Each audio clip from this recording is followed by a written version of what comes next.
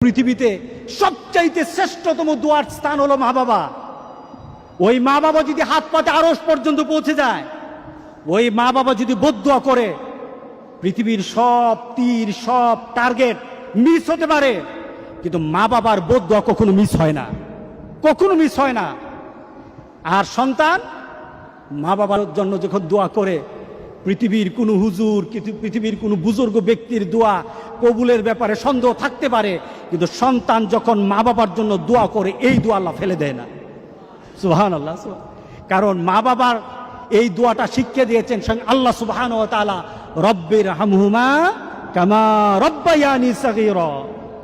আপনি কবরে থাকবেন, আপনি প্রত্যেক নামাজে আপনার সন্তান দোয়া করবে আপনার জন্য, রব্বির হামহুমা কামা রব্বায়ানি সাগীরা। পড়েন, মা বাবার জন্য দোয়া করেন প্রতি নামাজে বলেন মা বাবার জন্য, রব্বির হামহুমা কামা রব্বায়ানি সাগীরা। আপনি দোয়া করেন, দেখবেন আপনার দোয়ার কারণে আপনার সন্তান আপনার জন্য দোয়া করছে। আপনাকে আল্লাহ যেন এমন সুযোগ করে দেয়, এমন কুলাঙ্গার সন্তান যেন আমাদের সন্তানগুলো আল্লাহ না বানায়। সবাই বলেন আল্লাহুম্মা আমিন।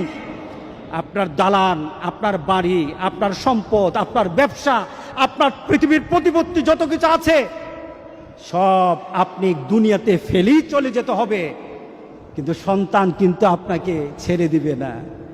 সন্তান আপনাকে ছেড়ে দিবে না। ভালো সন্তান রেখে যাবেন, কবরে শুয়ে শুয়ে আপনার সন্তানের দোয়া পাবেন। খারাপ সন্তান রেখে যাবেন, কবরে বিপদ বিপদ বিপদ চলতেই থাকবে। আল্লাহ আমাদের সবাইকে হেফাজত করুক। আমিন বলি।